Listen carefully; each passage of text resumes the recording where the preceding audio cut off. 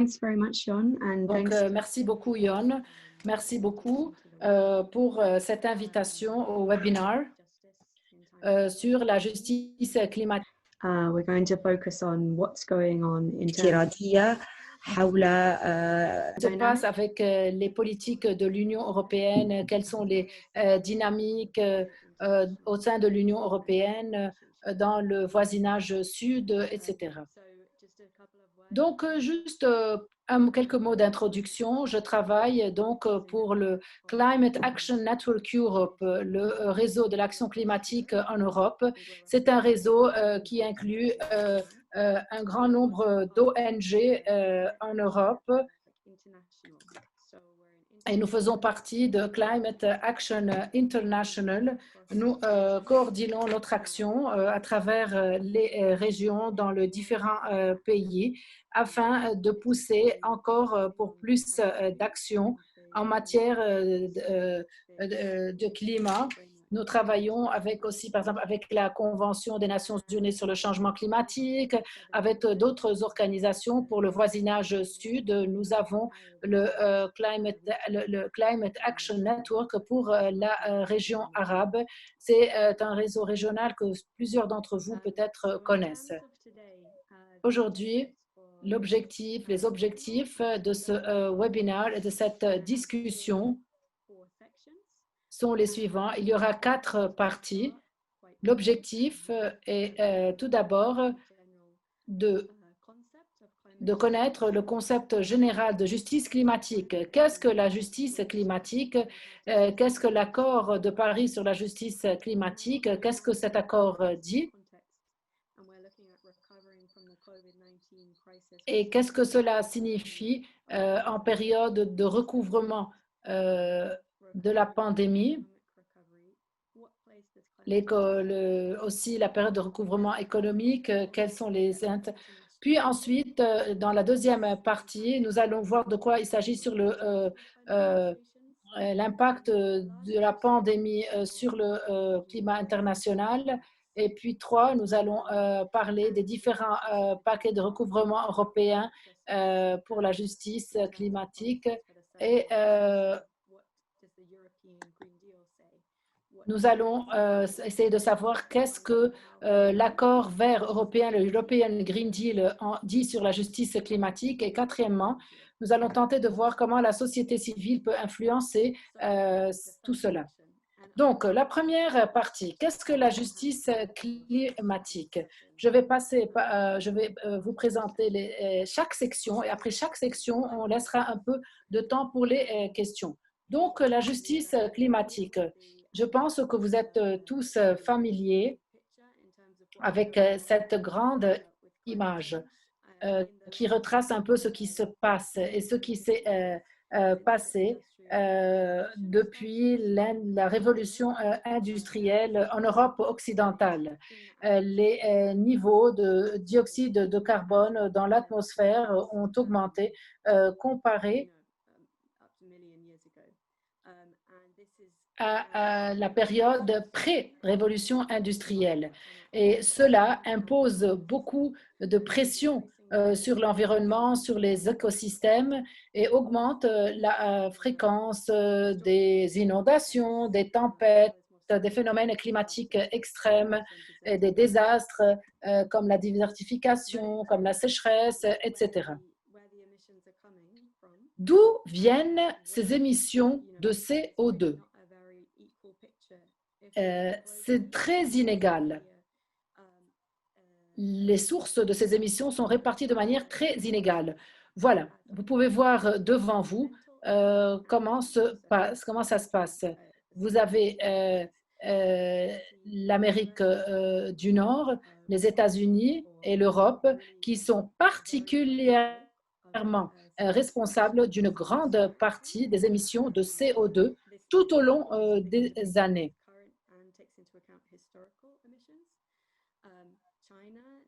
La Chine est en train d'obtenir une part assez grande qui est en train de croître jour après jour. Et puis l'Asie comparé aux États-Unis, à l'Union européenne, à une proportion beaucoup plus petite. Et voilà l'Afrique, une toute petite promotion, l'Amérique du Sud, toute petite promotion, et l'Australie encore plus petite. Pour ce qui est du voisinage sud, nous n'avons pas de statistiques très claires, mais globalement, c'est moins de 1,7% des émissions de CO2. Mais en raison du taux d'urbanisation dans la région, en raison de la migration, de toutes ces raisons, les émissions de CO2 devraient augmenter de manière importante durant les 10 prochaines années et plus tard aussi. Donc, comme vous l'avez vu dans la photo précédente, qui était responsable des émissions. Maintenant, pour voir un peu l'impact de ces émissions. C'est un impact qui est très inégal. Certaines régions du monde sont beaucoup plus vulnérables au changement climatique. Et c'est toujours les populations les plus pauvres qui souffrent le plus. Voilà, par exemple, des photos prises d'un peu partout dans le monde. Voilà la première photo, le cyclone Kenneth qui a frappé le Mozambique. C'était un des cyclones les plus forts qui ait frappé le continent américain, une dévastation totale. Dans le voisinage sud, la région connaît de moins en moins de pluie et de précipitations avec une augmentation des températures, ce qui rend la région beaucoup plus exposée aux sécheresses, à la diminution des ressources hydriques, ce qui, à son tour, met en danger les populations.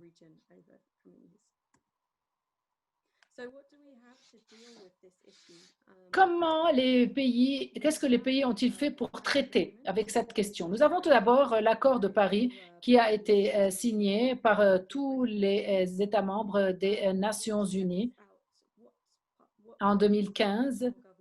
Cet accord identifie les différentes mesures qui doivent être prises par les gouvernements afin de ralentir les émissions de dioxyde de carbone et afin de pouvoir traiter l'impact négatif de ce changement climatique. Il y a donc eu adoption de plans nationaux qui doivent être révisés chaque 5 ans et à chaque 5 ans qu'ils les révisent, il faut être plus ambitieux. Nous avons aussi un soutien. L'accord de Paris ne spécifie que les pays riches doivent soutenir les pays pauvres à tenir leurs engagements. Donc, les pays riches doivent fournir 100 milliards de dollars annuellement pour soutenir les pays sous-développés dans leur lutte contre la dégradation du climat. Dans cet accord de Paris, nous avons plusieurs éléments qui doivent être pris en considération quand ils vont fournir l'aide aux pays en voie de développement. Tout d'abord, nous avons le principe de l'équité, de l'égalité. Il faut reconnaître que les pays ont différentes capacités, différentes responsabilités et sont à différentes étapes pour ce qui est de la justice climatique. Donc, les pays qui ont émis plus de carbone, de dioxyde de carbone dans le passé doivent être ceux qui doivent agir rapidement afin de diminuer leurs émissions et soutenir les pays en voie de développement. Selon l'accord de Paris, il faut soutenir une période de transition. Donc, les pays, en adoptant leur plan climatique, doivent beaucoup penser aux industries qui doivent être gérées et de sorte que les énergies fossiles soient transformées en énergie renouvelable, en énergie propre. Ensuite, il faut prendre en considération l'égalité des genres, et cet accord parle aussi des populations autochtones et des communautés marginalisées qui doivent participer à ces efforts de lutte pour le changement climatique, pour diminuer les effets du changement climatique. Voilà donc pour ce qui est de l'accord de Paris. Maintenant, à propos de cette pandémie, la justice climatique et la pandémie du COVID-19. Tout d'un coup, une pandémie a surgi. Et il serait important d'en parler un peu. Je pense que vous l'avez déjà fait, mais il faut un peu parler de ce qui se passe avec cette pandémie, comment cette pandémie est en train d'affecter les différents pays, les communautés vulnérables, les plus vulnérables, et comment tout cela est relié au changement climatique. Donc, ce que nous voyons maintenant, c'est que certaines petites îles dans le Pacifique ou le Kenya et l'Afrique de l'Est qui ont souffert de grandes inondations. Donc, ces pays étaient déjà en quarantaine en raison de la crise du COVID-19. En plus de cette quarantaine, il y a ces phénomènes climatiques extrêmes qui se sont manifestés, et cela a vraiment mis les pays dans une situation très risquée, très difficile. Qui en a souffert, en particulier les femmes et les personnes âgées. Donc, les groupes les plus vulnérables, les personnes les plus pauvres.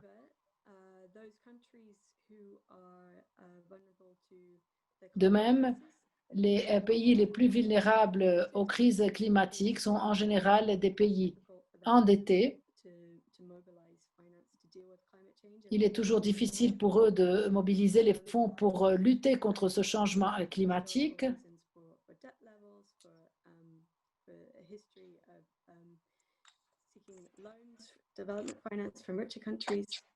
Et c'est pour cela donc qu'ils attendent à obtenir des prêts des pays développés.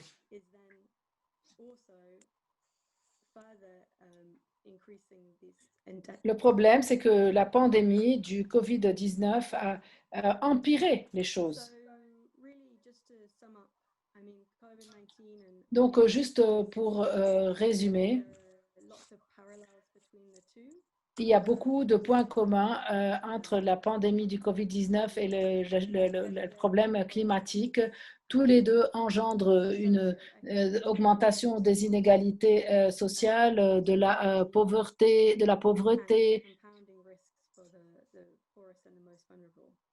et ont un impact très fort sur les pauvres et les catégories les plus vulnérables. Toutefois, nous avons un cadre qui nous permet de traiter avec ces crises. Nous avons entendu parler de beaucoup d'idées. Nous avons déjà les objectifs de développement durable, Sustainable Development Goals, qui nous permettent d'adopter différentes politiques pour lutter contre ces inégalités et pour arriver aux personnes les plus vulnérables. Donc, je pense qu'il s'agit là d'un bon cadre pour traiter avec la justice climatique en réponse à la crise du COVID-19. Donc, ce fut ma première partie. Peut-être que vous êtes au courant de beaucoup de choses que j'ai dit, vous les connaissez bien sûr, mais c'est toujours bien de commencer avec un petit rafraîchissement, comme je l'ai fait. Donc là, je voudrais vous poser. Non, est-ce que certains ont des questions à poser? Est-ce que vous avez des commentaires? Quelles sont vos idées sur la justice climatique? Y a-t-il quelque chose qui manque?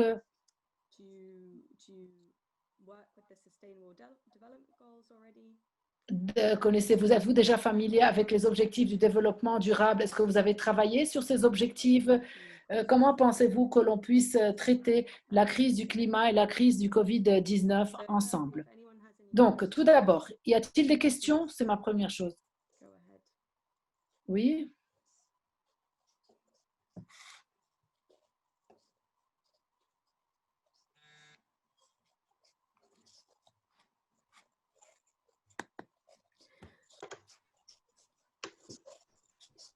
And then if no one has any questions, Donc, s'il n'y a pas de questions,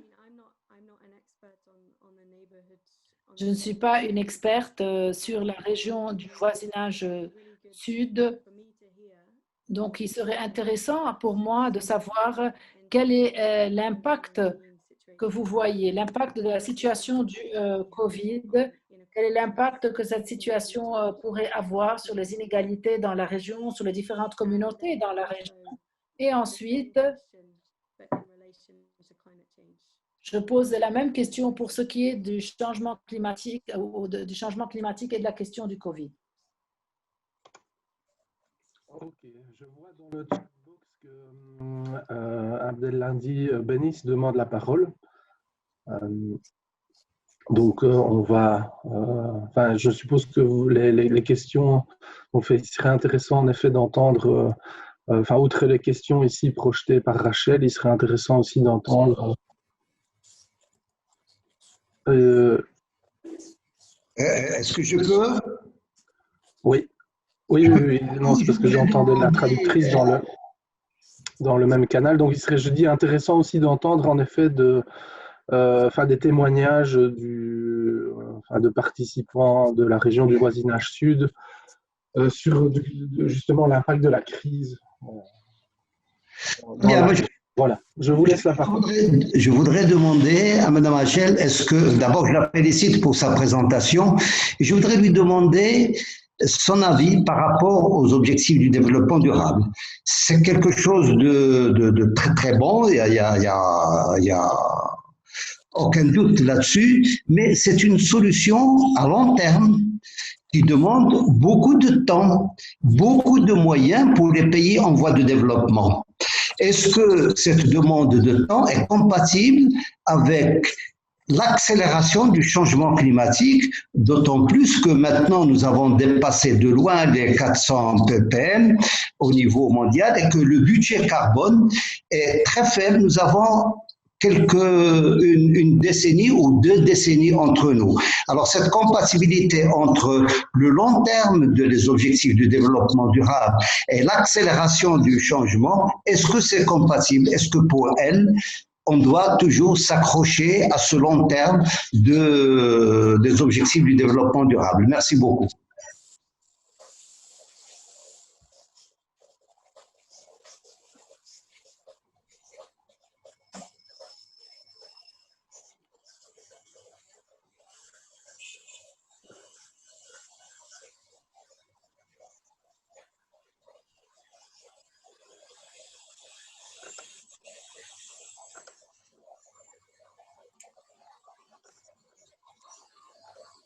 Thanks very much for the question. Merci beaucoup pour cette question. En fait, c'est quelque chose dont on entend beaucoup parler. Le changement climatique est une urgence, au point où parfois nous ne pouvons pas faire les choses comme nous voulons le faire et nous nous concentrons sur la réduction des émissions de carbone et nous tentons de nous adapter le plus possible à la situation telle qu'elle est.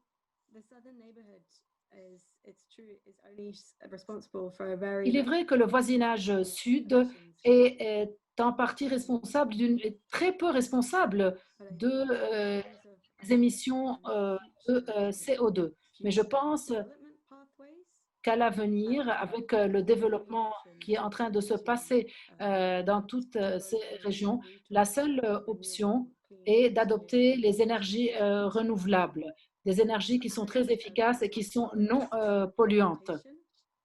Il est important aux différents pays de pouvoir s'adapter à ces énergies. Il est important que les processus de développement adoptent ces énergies renouvelables afin de réduire l'impact des émissions.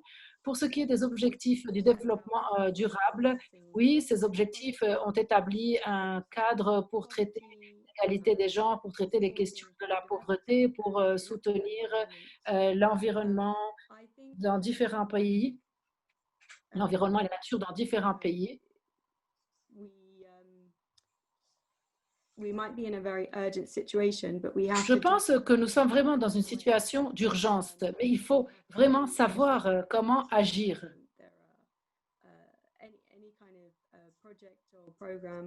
Nous devons nous assurer qu'il y a vraiment des programmes qui soutiennent qui soutiennent l'égalité des genres, qui adoptent des approches basées sur l'égalité des genres et qui soutiennent l'environnement. Autrement, nous serions en train de créer une nouvelle série de problèmes à nous-mêmes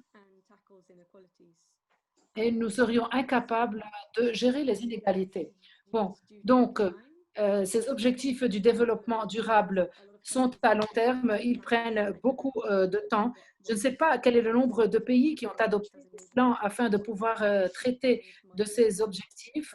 Je ne sais pas comment sont les plans qui ont été adoptés par ces pays pour traiter des objectifs du développement durable. Mais je pense que chaque gouvernement doit rester centré sur ses objectifs et adopter des approches assez solides parce que nous sommes vraiment dans une situation d'urgence climatique et nous devons être sûrs de réduire les émissions et de pouvoir nous adapter parce que les phénomènes climatiques extrêmes vont devenir de plus en plus forts.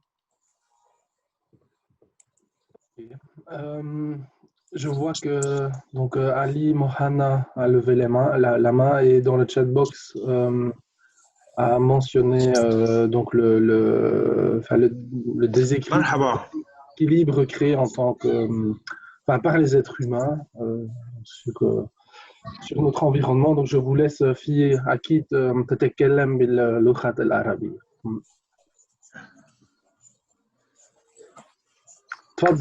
اوكي انا بحب احكي بس شيء كثير Je vais بسيط. juste dire quelque chose de très simple. Oui, moi, j'ai beaucoup observé l'attitude des gens et la manière dont ils traitent avec l'environnement. En fait, la question relative à l'économie est une question d'intervention des États et la manière dont l'Union européenne a alloué les budgets pour cette question. Mais il y a un aspect très important, c'est que les gens, les citoyens ne sont pas conscients du danger auquel ils sont exposés en raison de leur comportement vis-à-vis de l'environnement. Et, il est donc important de nous orienter vers une sensibilisation de la société et des communautés. Les gens ne sont pas très concernés par les statistiques, par les chiffres. Cela leur importe peu parce qu'ils ne sont pas des chercheurs en matière de climat. Mais il faut par contre pouvoir les sensibiliser quant aux dangers que nous vivons, comment cette situation peut impacter leur vie. Il faut qu'ils soient conscients que ce n'est pas une blague. Et la loi de Newton qui dit que pour chaque action, il y a une réaction. Est-ce que nous, en tant qu'êtres humains, nous sommes prêts à faire face à la réaction de la Terre face à cette pollution que nous sommes en train d'engendrer? Merci.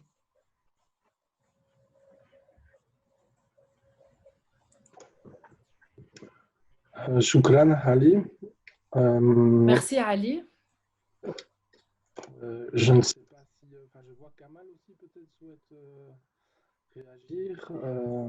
And then I don't know, Rachel, if you want to add something. Et puis, Rachel, est-ce que tu voudrais ajouter quelque chose?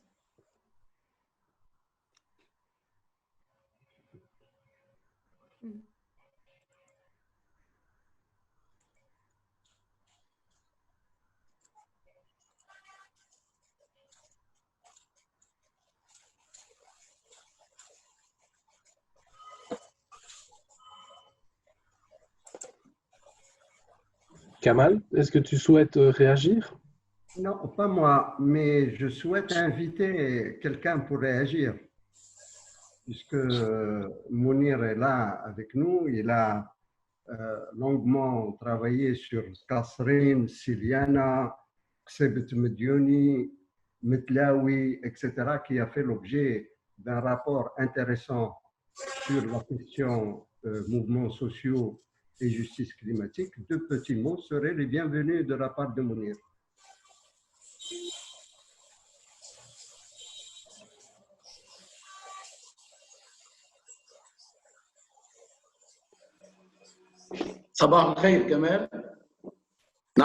Bonjour. Bonjour à tous. J'ai bien écouté les intervenants. Avant de prendre la parole, tout d'abord, permettez-moi de remercier Rachel pour cette intervention et pour avoir parlé de cette équation concernant la justice climatique. Bien sûr, ce concept de justice climatique est apparu dans le cadre du concept de justice sociale. Il a pris de l'ampleur en raison des dangers qui menacent la Terre. Et c'est là que s'est posée la question de la responsabilité. Cette question de la responsabilité a évolué jusqu'à arriver à la notion de responsabilité commune, c'est-à-dire que chaque État est responsable quelque part de cette solution. C'est une responsabilité collective, mais bien sûr, il y a des États qui sont beaucoup plus responsables que d'autres de ces émissions de CO2. Mais permettez-moi de m'approfondir encore plus, parce que cette responsabilité dont nous parlons, qui est relative à la justice climatique, d'où est-elle venue? Ce sont les politiques, il y a les politiques qui sont adoptées. Ces politiques qui sont adoptées sont en train de marginaliser un grand nombre de domaines et un grand nombre de catégories sociales dans toutes les régions du monde. Et donc, il y a des personnes qui vont souffrir beaucoup plus des conséquences de ce changement climatique. La Convention de Paris est l'accord de Paris plutôt, qui stipule la réduction des émissions de CO2 a été confronté à beaucoup de résistance. Jusqu'à maintenant, le fonds qui a été adopté n'a pas pu collecter les sommes voulues. Il y a beaucoup de difficultés. Il n'arrive à pouvoir réaliser les engagements adoptés lors de la conférence de Paris. Par conséquent, la question du changement climatique est profondément liée au développement. Permettez-moi de vous donner certaines questions. Dans le nord de l'Afrique, par exemple, cette région est considérée comme une région qui accuse d'un manque aigu de ressources hydriques.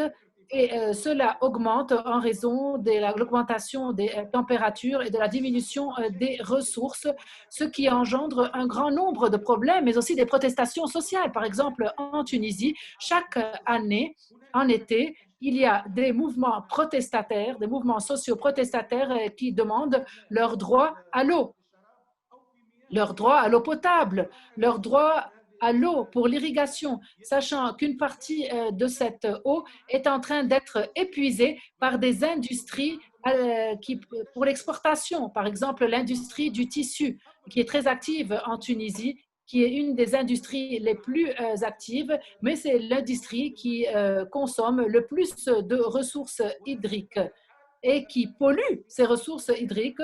Donc, le manque de ressources hydriques pousse les industriels à utiliser les nappes phréatiques.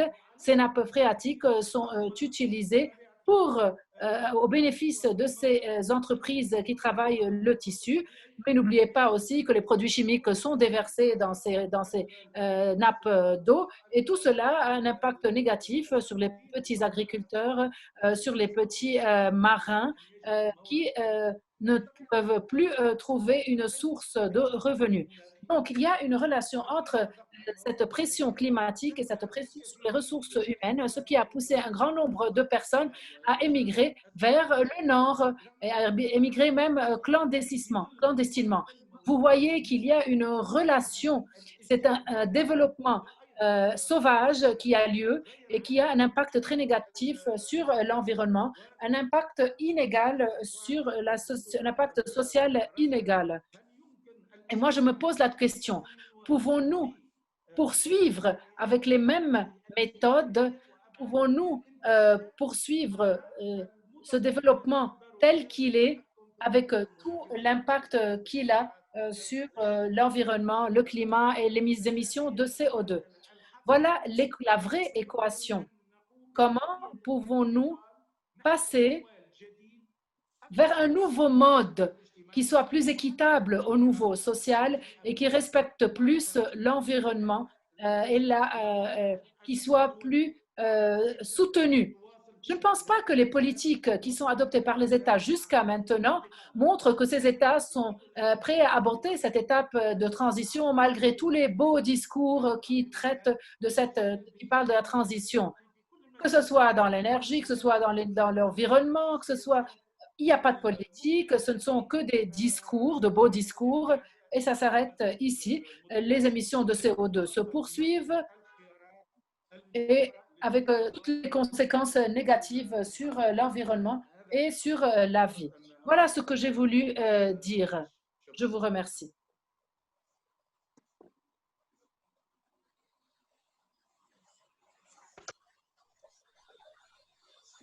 Je ne sais pas, Rachel, si tu souhaites réagir. Je vois aussi que Merwan demande la parole.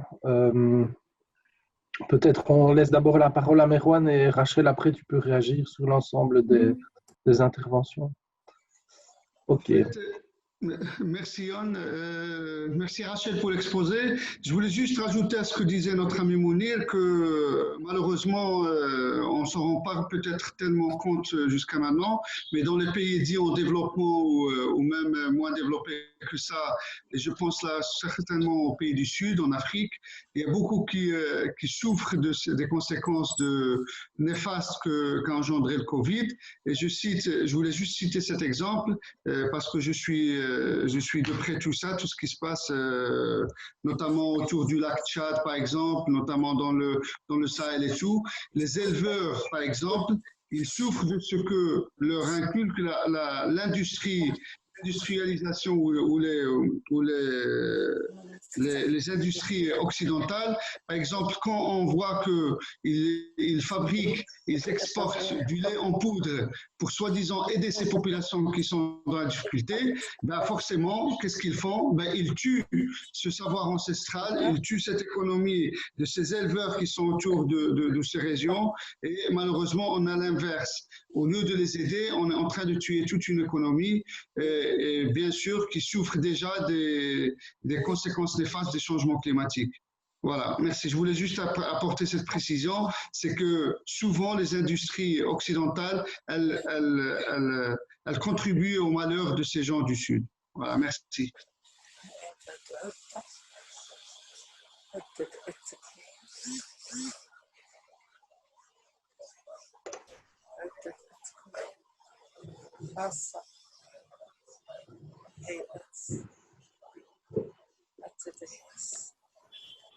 Thanks very much for the interventions. Merci beaucoup pour ces interventions, dit Rachel. Tout d'abord, pour le premier point sur les attitudes et les comportements en matière de l'environnement, oui, bien sûr.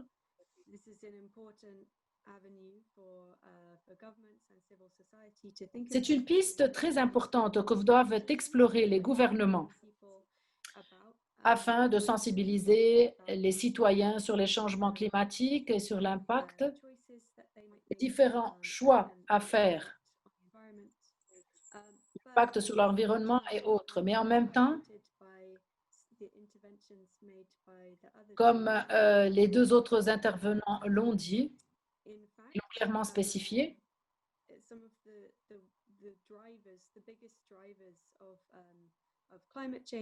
l'un des vecteurs les plus importants des changements climatiques et de leurs conséquences, c'est la coopération.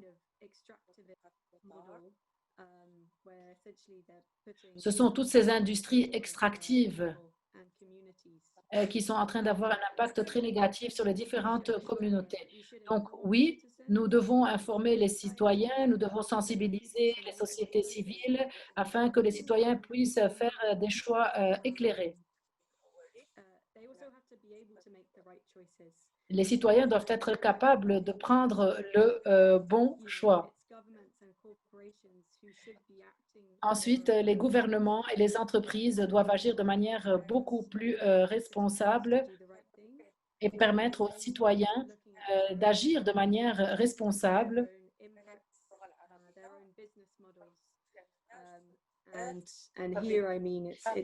tout en adoptant les modèles, les meilleurs modèles de business.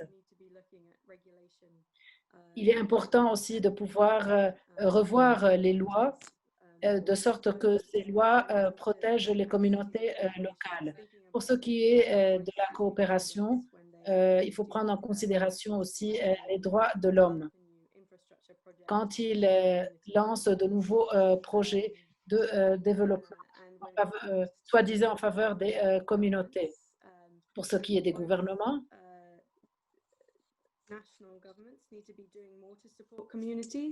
ils doivent déployer beaucoup plus d'efforts en vue de soutenir les communautés locales.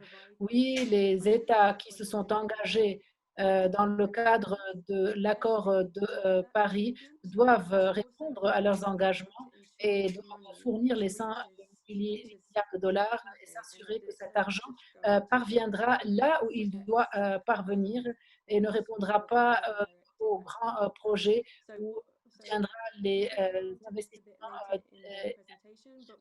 le Foreign Direct Investment, les investissements directs internationaux.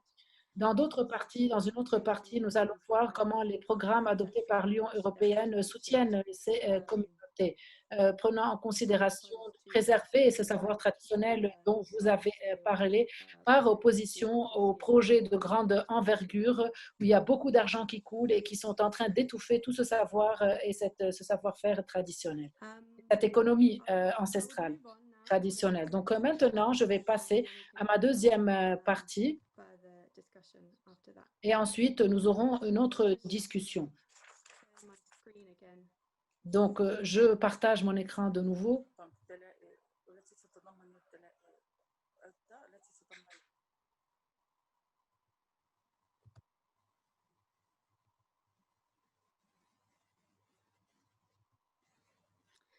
So, the next section is with regard to the Dans ma international. deuxième partie, je vais parler des négociations sur le climat.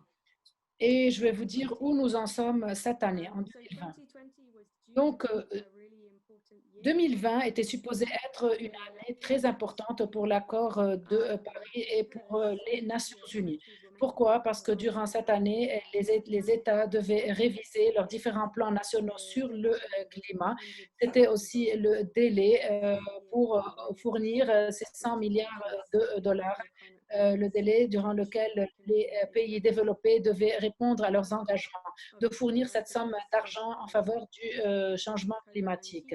Mais en raison de la pandémie du COVID-19, la COP26, c'est-à-dire la réunion des Nations Unies sur le changement climatique, a été adoptée d'un an à 2021.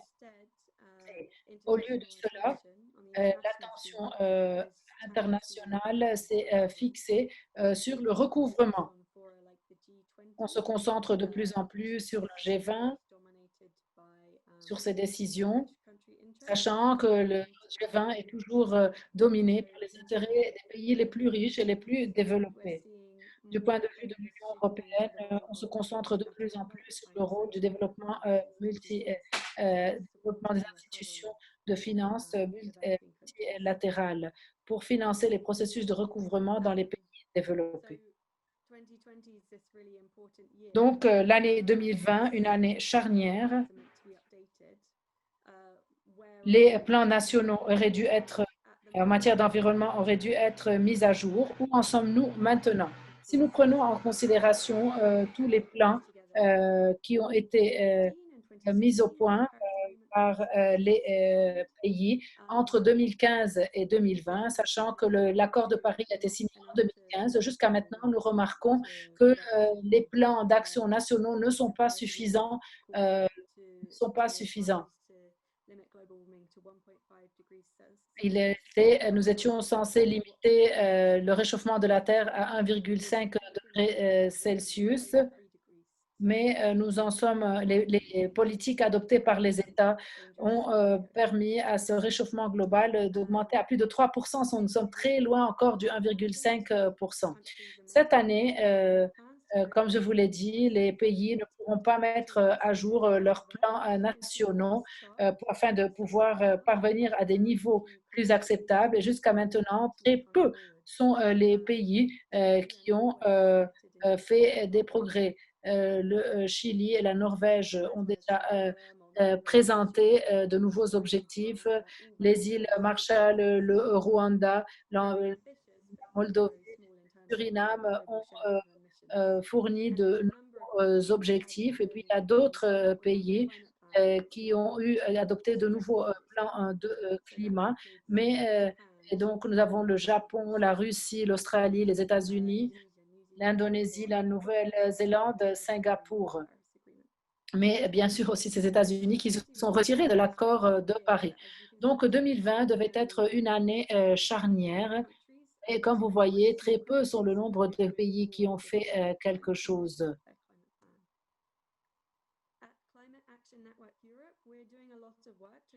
Dans notre réseau, nous faisons beaucoup de travail pour pousser l'Union européenne à guider tout cela. On demande de limiter les émissions de 65% d'ici 2030. Nous demandons aux pays européens de mettre à jour leur plan sur le climat en 2020. Donc, comme je vous l'ai dit, pour qu'il y ait une réduction des émissions à 65% d'ici 2030 et d'offrir une part équitable des 100 milliards de dollars aux pays en développement, sachant que cette somme n'a pas été encore allouée. Les émissions de CO2 donc doivent diminuer. Pour savoir où nous en sommes quant aux négociations sur le changement climatique, c'était censé être une année importante, mais le calendrier semble vide. La COP26 a été ajournée à 2021, au-delà du délai fixé. Et donc, au lieu que les États améliorent leurs objectifs, tout ralentit. Beaucoup de cet enthousiasme a été perdu. L'attention est beaucoup plus centrée sur les paquets au recouvrement et il y a beaucoup de négociations en cours. Nous en parlerons dans la session suivante. Donc, comme je vous l'ai dit, on se concentre de plus en plus sur les processus de recouvrement et les paquets qui sont offerts pour cela. Pour soutenir ces packages, ces paquets, que faut-il faire? Comme je vous l'ai dit, nous avons une attention internationale qui diminue sur le climat et sur l'environnement parce que la COP26 a été ajournée et aussi en raison de la crise économique. Malheureusement, les pays riches vont diminuer l'aide internationale au développement et de même, les pays pourraient choisir d'investir encore plus dans les énergies fossiles sous prétexte que nous devons tout d'abord nous remettre debout, pallier à cette crise économique et une fois que nous serons debout sur nos pieds, nous penserons aux énergies renouvelables. On craint cette logique, mais il y a en même temps plusieurs opportunités. Certains pays, certains gouvernements vont se centrer, vont tenter de gérer les inégalités, vont se centrer sur cette transition à la justice climatique,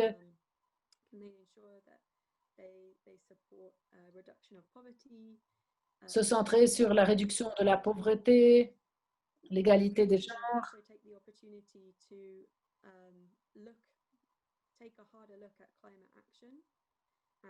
Ils saisiront l'opportunité d'être plus flexibles, de voir quelles sont les actions qui peuvent être lancées en matière de justice, de climat.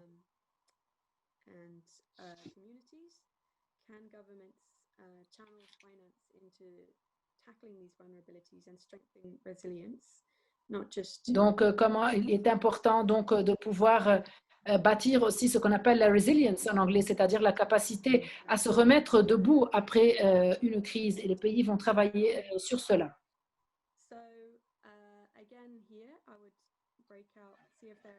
De nouveau, je m'arrête ici pour voir si vous avez des questions sur ce qui se passe, sur ce que j'ai dit, c'est-à-dire, et j'aimerais savoir quelles sont les discussions en cours sur les plans de recouvrement. Est-ce que vos pays se centrent sur l'énergie et le climat dans leurs négociations nationales? Qu'en est-il des plans d'action nationaux conformément à l'accord de Paris? Est-ce que vos gouvernements envisagent quelques mises à jour de leurs plans nationaux? Par exemple, je comprends au Maroc, il y a un plan assez ambitieux sur le climat. Qu'est-ce qui doit être encore amélioré au Maroc? Est-ce que votre gouvernement... Quelles sont les discussions qui ont lieu sur le climat dans ce contexte?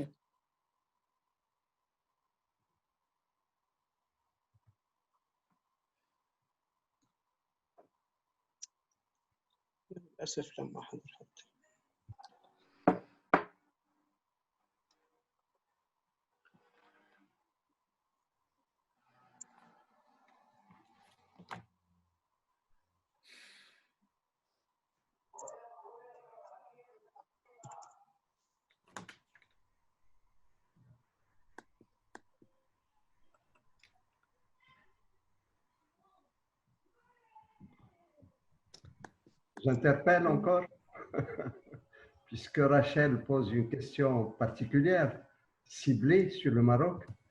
C'est Abdelhadi.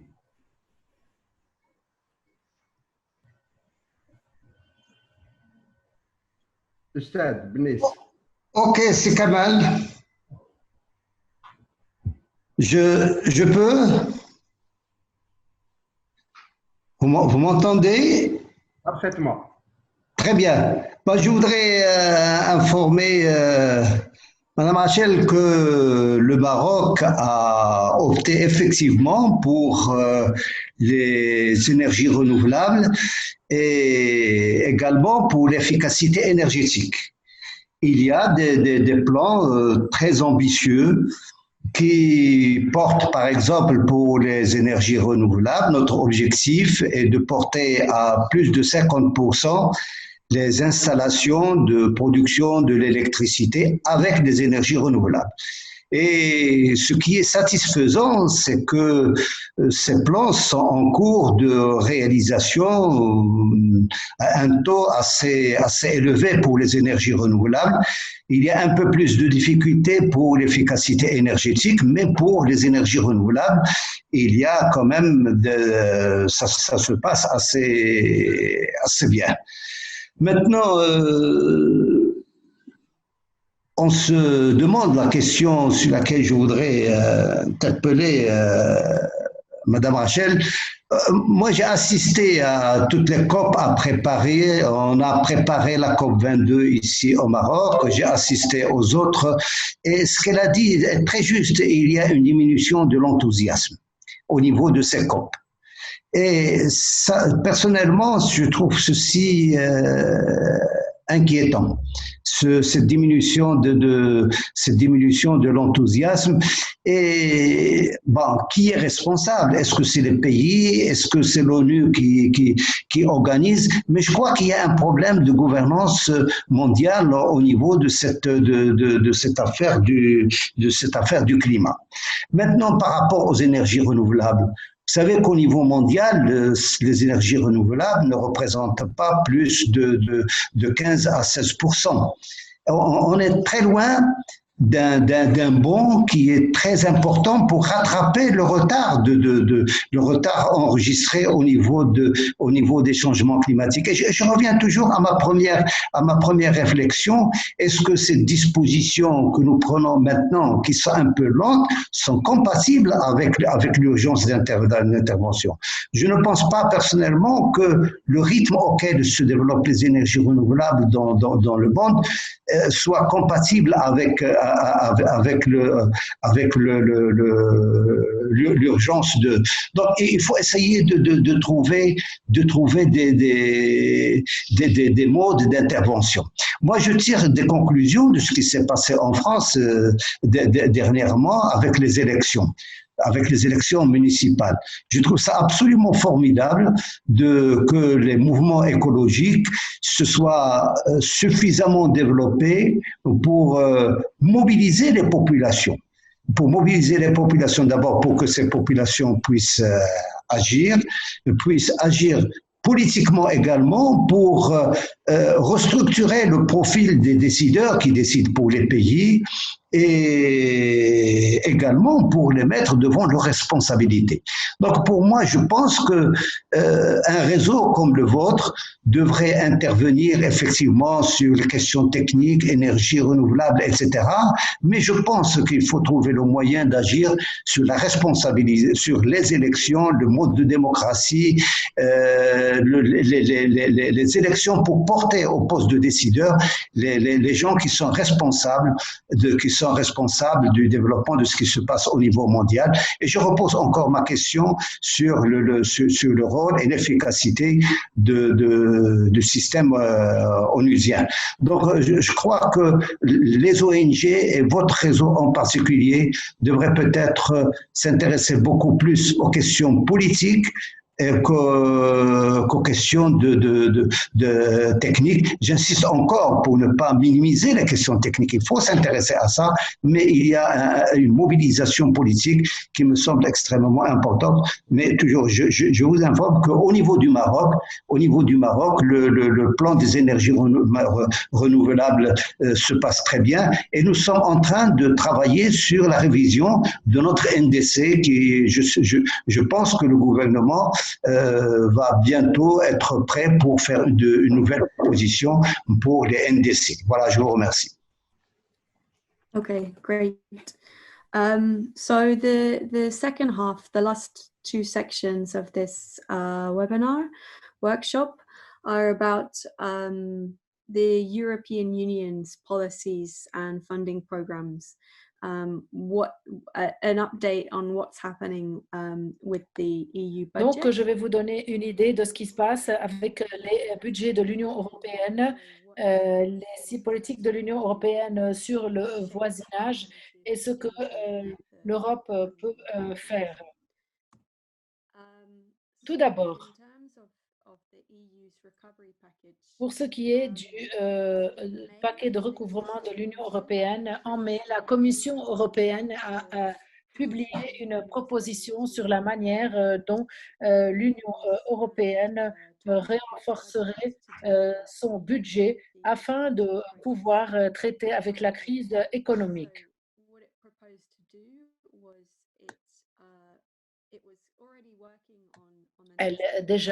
Elle travaillait sur le budget de l'Union européenne qui devait commencer en 2021 et qui devait s'étendre sur 7 ans et qui devait être d'1,1 trillion d'euros.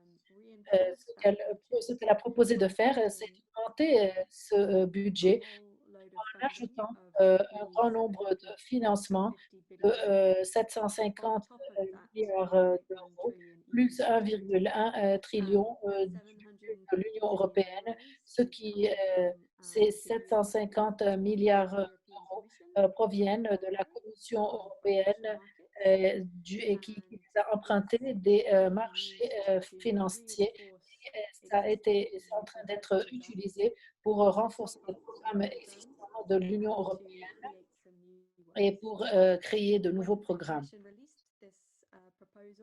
quand la Commission a publié la Commission a publié cette proposition en mai, il n'y avait pas encore beaucoup de détails sur l'environnement, mais au moins dans la communication, elle a communiqué son focus sur l'accord vert européen et parle de l'action climatique et de la numérisation, qui est une autre priorité importante.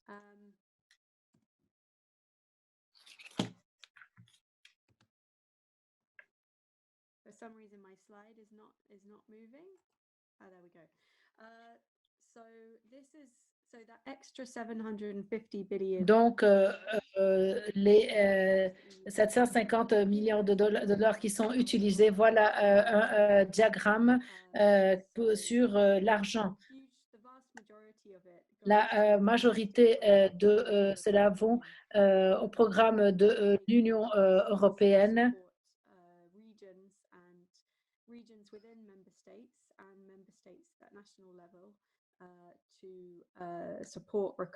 Et cela permet de soutenir le processus de recouvrement de la crise.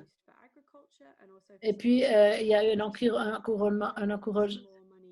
il y a plus d'argent qui a été alloué pour la recherche, pour l'innovation, pour soutenir la coopération. Et comme vous voyez, c'est l'argent additionnel qui est alloué aux pays en dehors de l'Union européenne. 5 milliards de cela vont à l'aide humanitaire et 10 milliards iront à la coopération internationale, en plus des fonds qui sont déjà existants. Donc, voilà plus de détails sur la coopération internationale, les instruments de coopération internationale.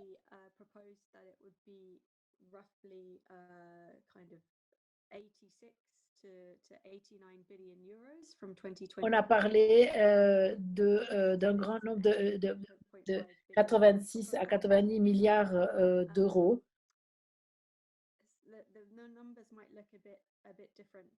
Peut-être que les chiffres semblent différents de ce que sur le transparent, des chiffres que je suis en train de vous donner. Donc, il va y avoir quelques chiffres qui datent de 2018 et qui ont changé maintenant en 2020. De toute façon, ces 10,5 milliards de dollars d'euros en extra, excusez-moi, iront à la politique au développement, au voisinage et à la coopération internationale, et ils seront utilisés pour quelque chose qu'on appelle la garantie de l'action extérieure. Ce ne sont pas les financements basés sur les bourses, mais c'est une garantie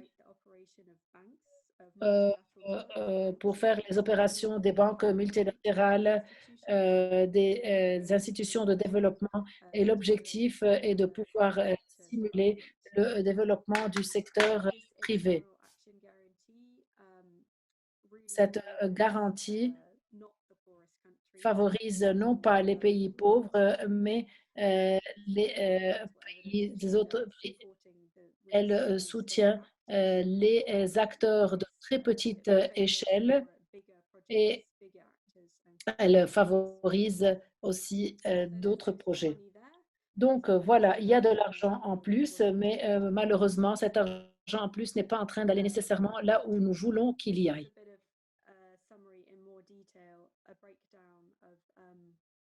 Voilà un résumé pour savoir où va l'argent. D'abord, les programmes géographiques, le développement du voisinage,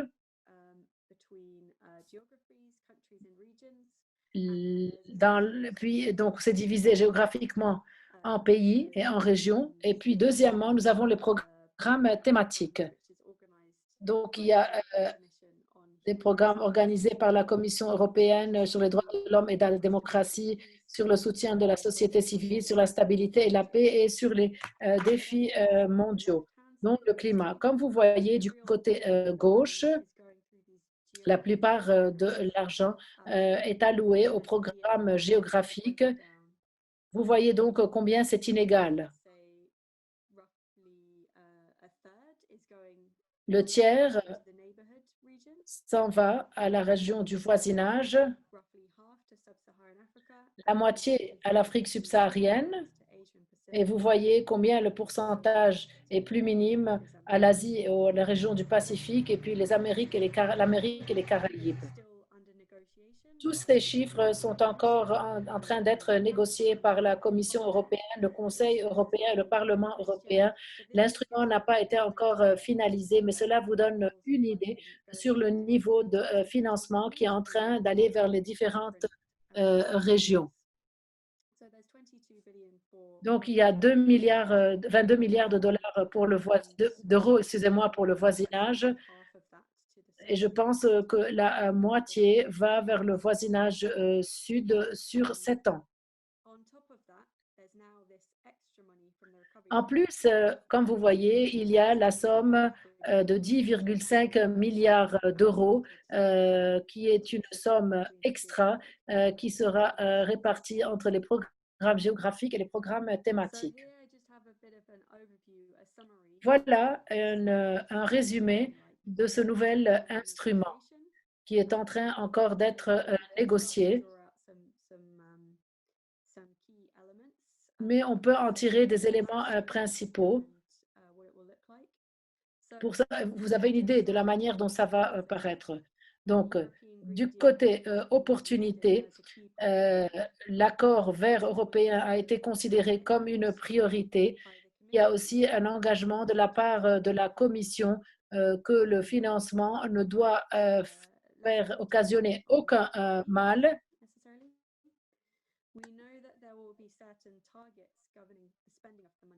Nous savons aussi que les fonds alloués répondront à certains programmes, 50 programmes des fonds climat. Les institutions de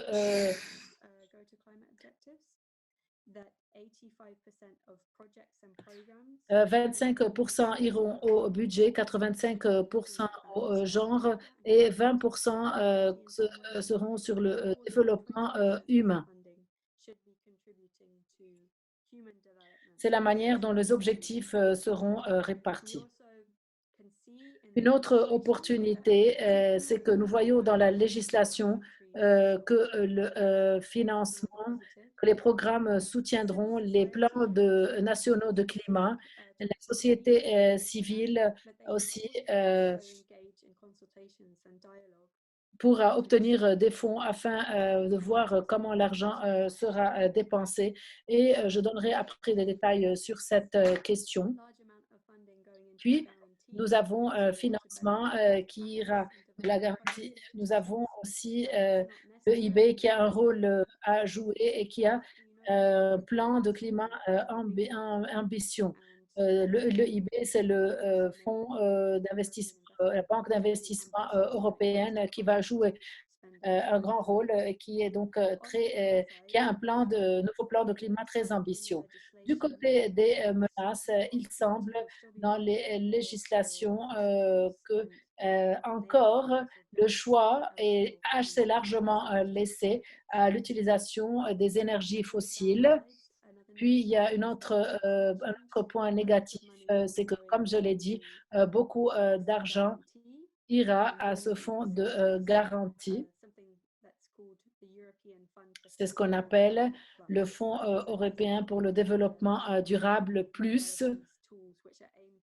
C'est une modalité de financement qui vise à encourager le développement du secteur privé. Oui, ça a son rôle à jouer, mais nous aimerions voir plus de financement de base et plus d'efforts qui sont faits à ce niveau.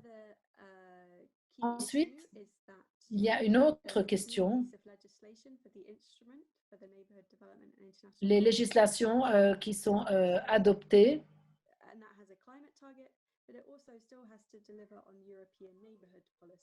qui doivent être encore plus centrées sur la politique de voisinage européenne, laquelle a 4 priorités: le développement économique, la sécurité et la migration, mais pas encore vraiment une dimension de climat ou de justice sociale.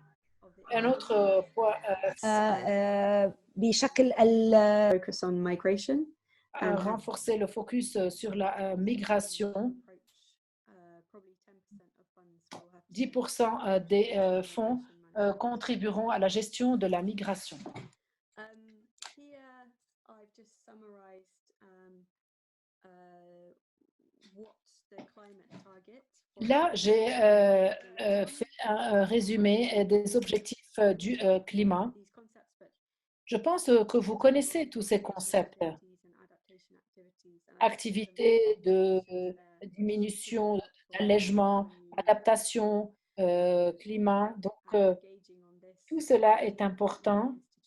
Il faut lire tout cela quand vous allez entrer en contact avec les institutions de l'Union européenne. Les activités d'allègement, puis les activités d'adaptation.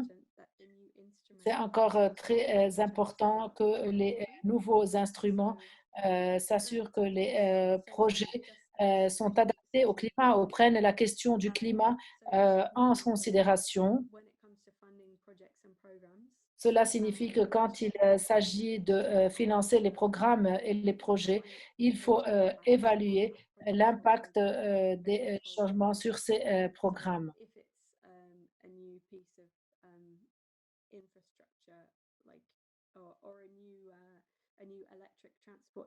Si c'est par exemple une nouvelle infrastructure, une nouvelle structure de transport, si on veut mettre tout cela en application, est-ce qu'on est en train de prendre en considération l'impact des phénomènes extrêmes ou d'une chaleur extrême sur ces systèmes de transport, etc. Donc, toute cette dimension devrait être prise en considération.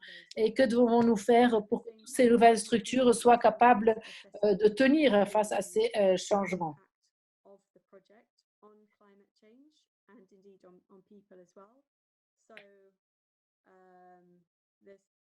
Il est important d'évaluer l'impact du changement climatique. Et nous nous posons la question, lorsque nous établissons toutes ces infrastructures, est-ce que nous sommes en train de nous poser les questions sur leur impact sur l'environnement, sur l'impact des phénomènes climatiques, sur ces structures?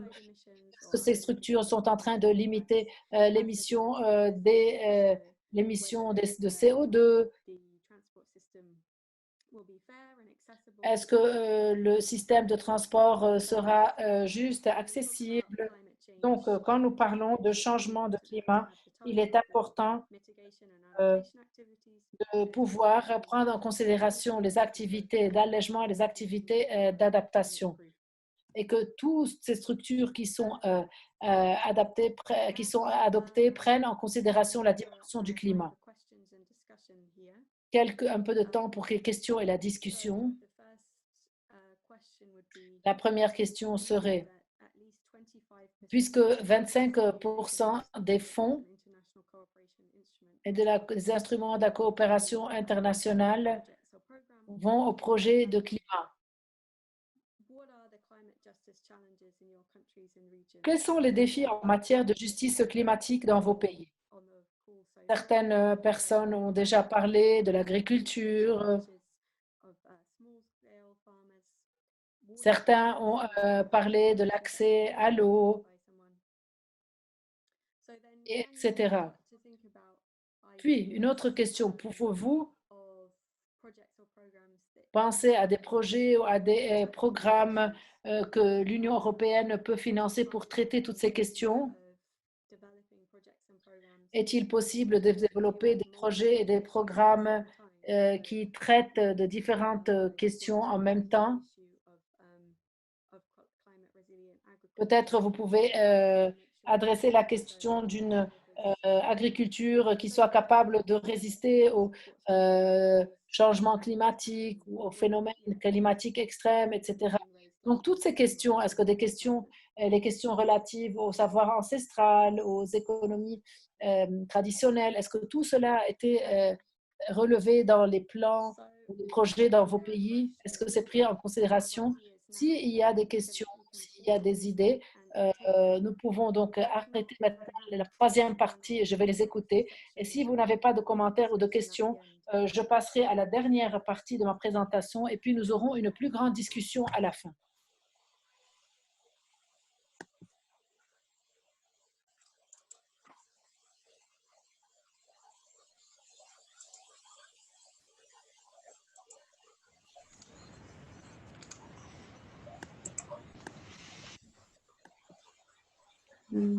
Is there anything in the chat Yeah. box? Otherwise, I can Yeah. just carry on.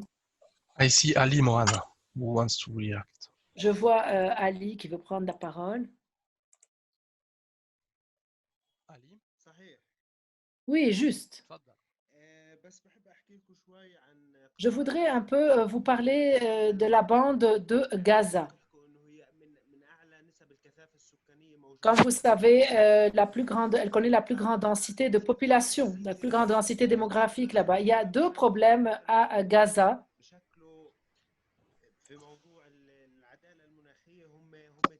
Lesquels, en matière de justice climatique, sont très importants. Tout d'abord, la production d'électricité à Gaza. Nous avons la pire centrale électrique dans le monde qui consomme des quantités de carburant imaginaires, énormes. Vous ne pouvez pas vous imaginer. Jusqu'à maintenant, il n'y a aucune solution pour traiter à cette question. C'est une question politique. Je pense que les questions d'environnement doivent être traitées. Il faut, dans ce qui est l'environnement, éloigner tout le temps la politique parce que l'environnement est quelque chose qui est important pour tout le monde, doit rester loin de la politique. Deuxièmement, l'eau usée est pompée dans la mer sans être traitée. Qatar, dernièrement, a financé des projets de solutions afin de traiter l'eau usée avant d'être déversée dans la mer. La mer à Gaza est polluée à 100% et il n'y a plus beaucoup d'endroits pour que les gens puissent nager. Pour ce qui est du genre et de la justice climatique, j'aimerais dire que cette densité démographique a engendré une diminution des superficies agricoles. C'est pour cela que nous appelons à des initiatives et à des projets qui sont relatifs à l'agriculture,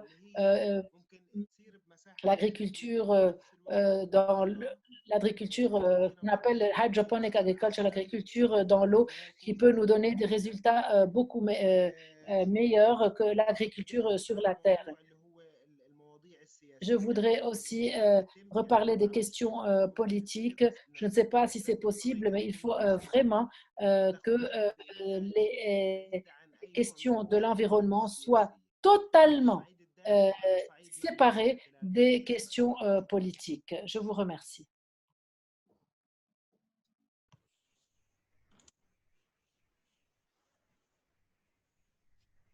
Je vois aussi que Abdelhadi Benis a demandé la parole et après aussi Abdelmaoula Ismail. Abdelhadi? Oui, je peux. Bien sûr. Vous m'entendez? Merci beaucoup. Merci beaucoup. Je voudrais donner à Madame Agel quelques informations sur le stade actuel de la gestion des ressources naturelles, etc. Alors, nous avons fait des plans de développement sectoriels pour l'agriculture, pour la biodiversité, pour l'eau, pour pratiquement toutes les ressources naturelles. Alors maintenant, nous sommes dans une phase où il faut renouveler ces plans. Alors, dernièrement, nous avons eu un nouveau plan pour l'agriculture, un nouveau plan pour la biodiversité, et nous sommes en train de travailler sur d'autres plans. Ce qui est important à noter, c'est un changement de stratégie sur le plan de l'agriculture. Dans l'ancien plan, la place de l'environnement était, disons, relativement limitée. Et surtout, ce qu'on reprochait à l'ancien plan, c'est qu'il favorisait beaucoup plus les grandes exploitations que les petites. Alors maintenant, dans ce nouveau plan, il y a un rattrapage Et là, je dois souligner que la société civile a beaucoup joué sur cet aspect pour qu'il y ait changement. Donc, il y a maintenant une modification dans la stratégie pour l'agriculture dans ce nouveau plan. Il y a également un nouveau plan pour tout ce qui est biodiversité et surtout pour la forêt, etc. Alors, dans ce nouveau plan, il y a une accélération de programmes de plantation. Au début de culture et à la fin de culture, c'est deux types de culture.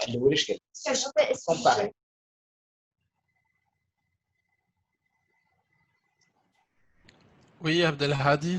Je continue? Oui, vas-y. Alors, donc, on a eu un effort au Maroc pour changer des stratégies dans le sens du développement de la protection de la nature. Et ça, nous nous réjouissons. Maintenant, il y a dans la situation actuelle un problème, c'est que nous n'avons pas suffisamment de soutien pour les ONG. Et donc, nous sommes dans une situation un petit peu comme asphyxiée. Nous avons besoin d'une nouvelle législation pour les ONG. Nous avons besoin également de financement parce que les ONG à but lucratif, il y a des limites. On ne peut pas aller au-delà d'un certain nombre de millilitres. Donc, nous avons, au niveau du Maroc, nous avons besoin d'un soutien réel pour les ONG afin que les engagements pris par le gouvernement dans ces nouveaux programmes soient effectivement réalisés. Et c'est là où j'interpelle l'Union européenne avec laquelle nous avons le contrat de voisinage, nous avons également beaucoup de relations. Je dis ça pour le Maroc comme je le dis pour les autres pays africains, que l'Union européenne puisse trouver réellement une manière de mieux soutenir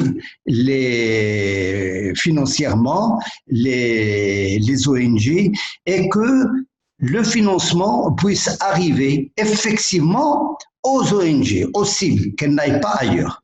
Voilà un petit peu la situation actuelle et voilà ce que je demande à l'Union européenne, un soutien pour les ONG afin qu'elles puissent faire leur travail,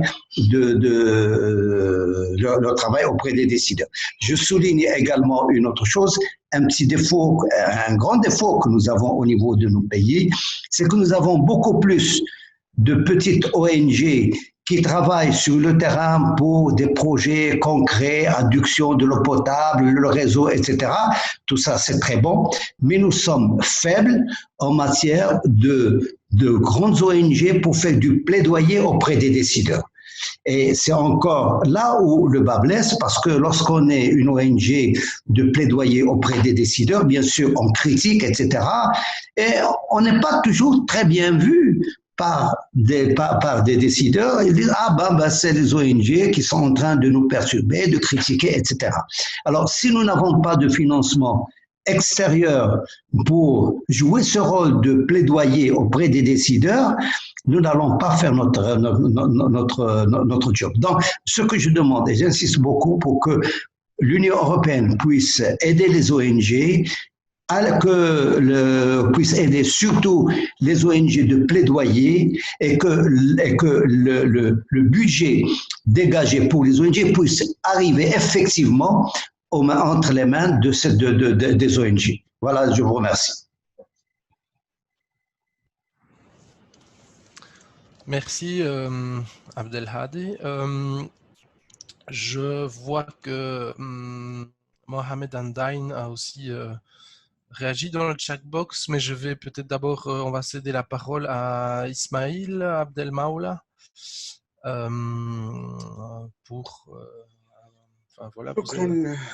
شكرا جزيلا. أنا في إطار الأسئلة اللي تم طرحها والإجابة عليها، أنا بعتقد إن أهم التحديات من وجهة نظري يعني بيبقى بتبقى بالنسبه لي يعني اهم التحديات هو بنوك التمويل يعني مؤسسات التمويل الدوليه، وعلى راسها بنك الاستثمار الاوروبي EIB وبنك التنميه والاعمار الاوروبي، اللي انا في رايي بيلعبوا ادوار مغايره في تعميق ما يسمى ب معلش في مشكله الصوت الترجمه في نفس الوقت وانا بتحدث، ما اعرفش مشكله كبيره. فالمهم بنوك التنميه Donc,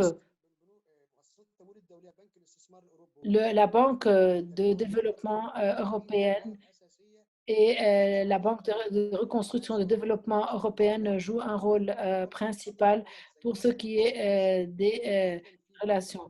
Ensuite, dans d'autres régions aussi, telles que le Maroc, telles que la Jordanie.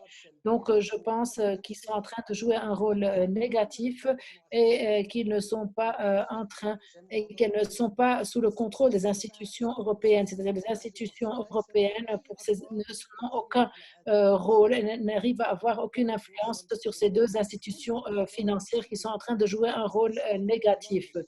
Donc, toutes les sources de financement en Égypte, par exemple, sont dues à des projets financés par la Banque européenne d'investissement et la BERD, la Banque européenne de reconstruction et de développement.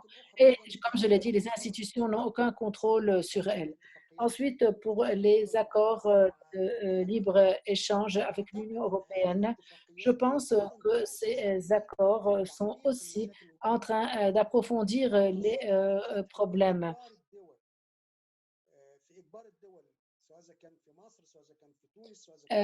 Elles ont un impact, elles permettent aux grands pays de rentrer dans les systèmes de ces pays à travers ces accords.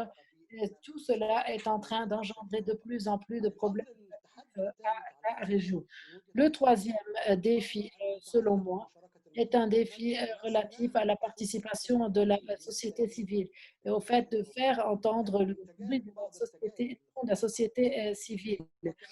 Selon les expériences que nous avons menées avec l'Union européenne, il y a certaines questions. Par exemple, ce qui s'est passé dans le printemps arabe, l'Union européenne a publié certaines politiques et je pense qu'il y a eu des politiques adoptées par l'Union européenne qui ont tout de suite fait marche arrière. C'est pour cela que le rôle de la société civile doit être important.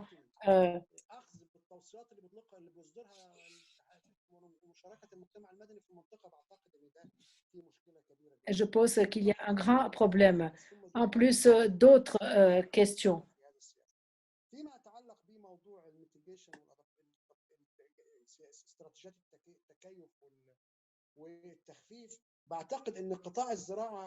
Je pense aussi que le secteur agricole, du moins en Égypte et dans certains pays, le secteur agricole est l'une des sources, est un des secteurs sur lesquels nous devons le plus travailler.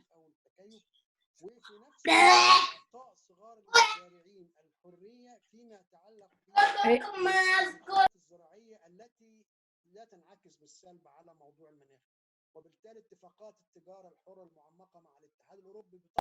donc, il est important de mettre des politiques qui, si nous sommes en train de parler d'adaptation ou de mitigation sur le, il est important, il y a des conventions et des accords qui sont appliqués sur les États et qui ont des résultats très négatifs. L'autre question, c'est la question de l'énergie. L'Union européenne et d'autres pays sont en train de tenter d'obtenir ou de monopoliser les ressources naturelles pour produire l'électricité et autres, mais en contrepartie, l'Union européenne est en train d'exporter à travers les institutions de financement internationales des industries qui polluent l'environnement. Donc, d'une part, eux travaillent sur l'utilisation des énergies propres, mais ils exportent des industries polluantes. Donc, il y a vraiment un problème et il est nécessaire donc de pouvoir modifier tout cet équilibre et toute cette équation. Pour ce qui est du financement, c'est une question importante.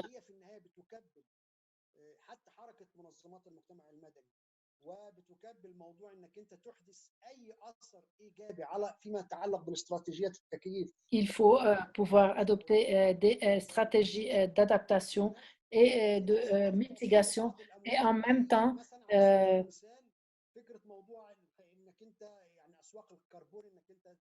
donc on ne peut pas demander aux pays d'adopter des stratégies de mitigation et d'adaptation à l'environnement alors qu'en même temps ces pays sont en train d'importer des énergies ou sont en train d'importer des sources polluantes. Donc tout cela est très important. Il est important de pouvoir créer des fonds de soutien aux différentes politiques dans l'Union adoptée entre l'Union européenne et la zone méditerranéenne.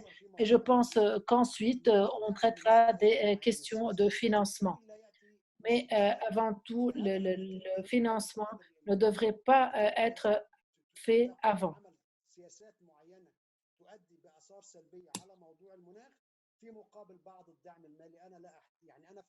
Voilà. Donc, nous tentons le plus possible il faut appliquer les bonnes politiques et prendre les bonnes solutions et non pas de se polluer d'une part et de vouloir travailler d'autre part sur les énergies renouvelables. C'est là donc ce qu'on appelle la justice climatique et donc il faut aussi autre chose, rattacher la question du climat avec la question de la souveraineté alimentaire. Il y a des exportations qui sont en train d'avoir un impact négatif sur les pays. Donc, l'Union européenne tente d'améliorer la situation du climat chez elle, mais elle est en train d'exporter de gros problèmes dans les autres pays. Et tout cela, donc, a un impact très négatif sur la question du climat. Merci. Donc, le dernier point. Parmi les propositions, je demande d'établir un rapport d'ombre qui soit relatif à la question de la justice sociale et qui pourrait s'accompagner de certains projets publiés par les Nations Unies. Il est important de pouvoir rattacher les idées communes de sorte que la question de l'environnement ne soit pas une question juste qui va au bénéfice de l'Union européenne et au détriment des autres pays. Il faut qu'il y ait vraiment une justice, il faut qu'il y ait vraiment un équilibre.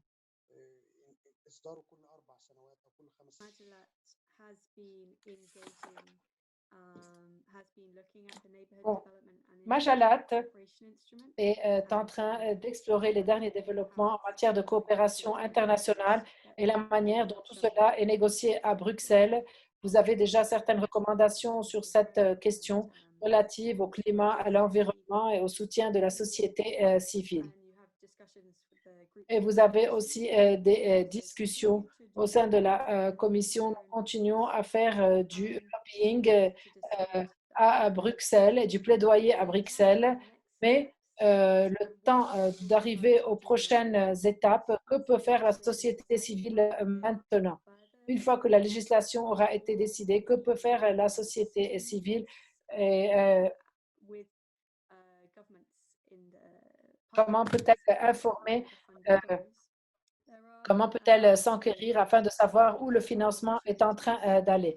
Il y a beaucoup d'opportunités. Je vais tout d'abord commencer par mettre en lumière certains domaines de travail sur lesquels la société peut se pencher pour ce qui est du financement de l'Union européenne. Tout d'abord, pour ce qui est de la programmation du voisinage sud, de la coopération, in your countries with EU delegations who are going to or should be consulting with civil society as Les délégations de l'Union européenne devraient consulter la société civile afin de décider, prendre des décisions sur le prochain rôle de financement.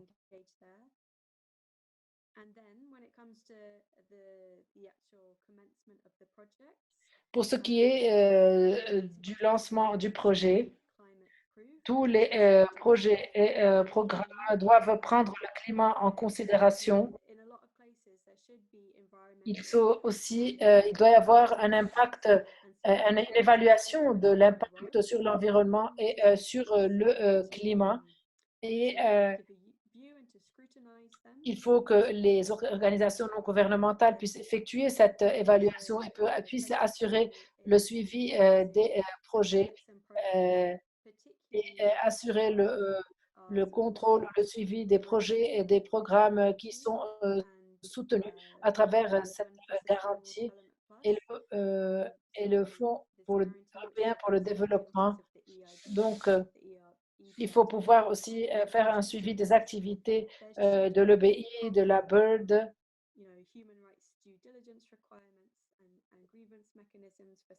Il faut qu'il y ait prise en considération des droits de l'homme. Il faut qu'il y ait des mécanismes de suivi, de contrôle pour savoir si ces programmes sont en train de prendre en considération les droits de l'homme, la dimension genre et s'ils sont en train de réaliser les objectifs escomptés.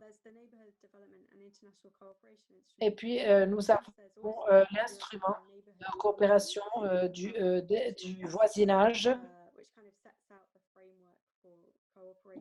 Tout cela établit le cadre de la coopération entre l'Union européenne et le voisinage. Donc, il y a une politique en tant que telle, mais aussi au niveau des États, il y a ce qu'on appelle les agendas des accords d'association. Tout cela doit être révisé. La politique de voisinage européenne, la PEV qui a été développée en 2015 ne contient pas la question de l'environnement en tant que priorité. Elle parle beaucoup de priorité de paix. Donc, il est important de pouvoir identifier les opportunités afin de pouvoir encourager ces États à ce que les questions de l'environnement fassent partie de soit une priorité au sein de cette politique européenne de voisinage. Et puis, il y a les délégations européennes dans les différents États qui vont organiser la programmation des fonds de l'Union européenne. La société civile doit jouer un rôle. Ils doivent traiter aussi d'autres questions comme les droits de l'homme.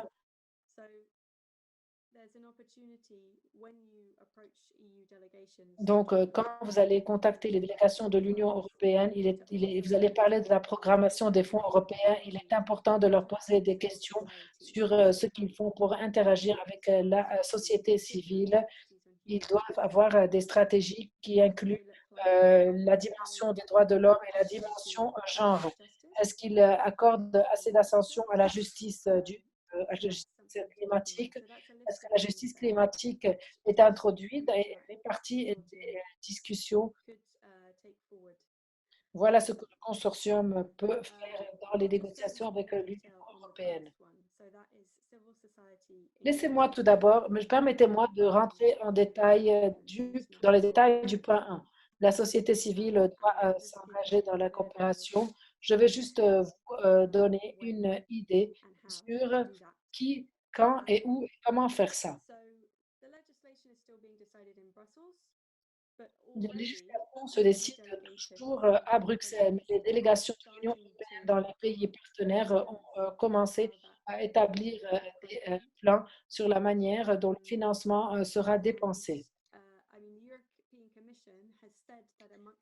La Commission européenne a déclaré que l'accord vert européen doit être une priorité les délégations de l'Union européenne vont parler à vos gouvernements, vont parler à des acteurs du secteur privé, vont parler à des agences multilatérales.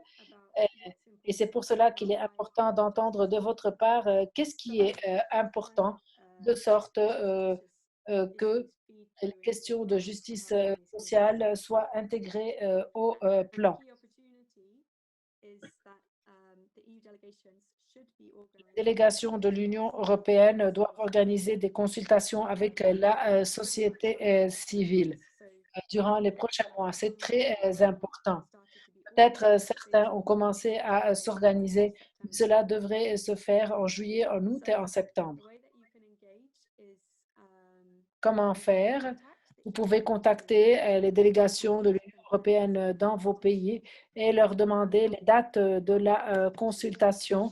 Et s'ils n'ont pas encore organisé ces consultations, ils doivent les faire. C'est pour ça que vous pouvez demander le responsable de la délégation d'organiser ces consultations. C'est une bonne idée que de travailler ensemble avec la société civile dans vos pays afin d'avoir des arguments harmonieux et afin d'avoir un climat joint. Excusez, afin d'avoir un communiqué ou des arguments qui sont un message qui soit commun sur la manière dont le financement européen peut soutenir les priorités. Il est important que vous ayez une connaissance assez importante des différents contextes locaux, des différentes stratégies adoptées dans les différents pays. Tout cela vous permettra de préparer un message solide qui consiste à dire que le climat doit être une priorité et que tous les programmes doivent prendre en considération la dimension du climat et qu'il faut utiliser les outils nécessaires comme l'évaluation de l'impact sur l'environnement.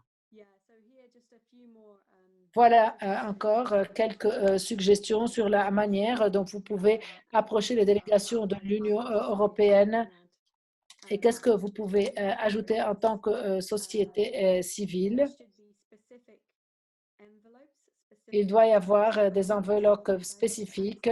Il doit y avoir des différentes portions de financement auxquelles les organisations de la société civile peuvent accéder pour travailler. Il faut aussi inclure la dimension des droits de l'homme et de la démocratie.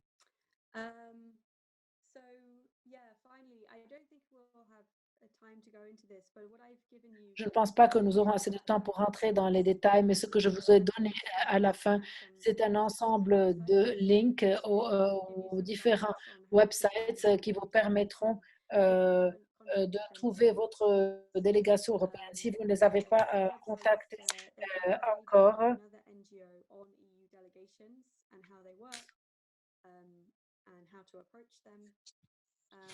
Voilà, vous trouverez sur ces sites Internet un guide contenant les différentes délégations de l'Union européenne dans la région. Je propose que vous travaillez ensemble de même avec d'autres organisations de la société civile, que vous puissiez contacter. Il y a eu beaucoup d'exemples aujourd'hui, une discussion assez riche sur l'agriculture, sur l'eau, on a parlé de tout, et la nécessité d'établir cette connexion entre la justice climatique et la justice sociale. Il est important que vous connaissiez bien vos contextes nationaux pour pouvoir bien négocier et bien faire entendre votre message.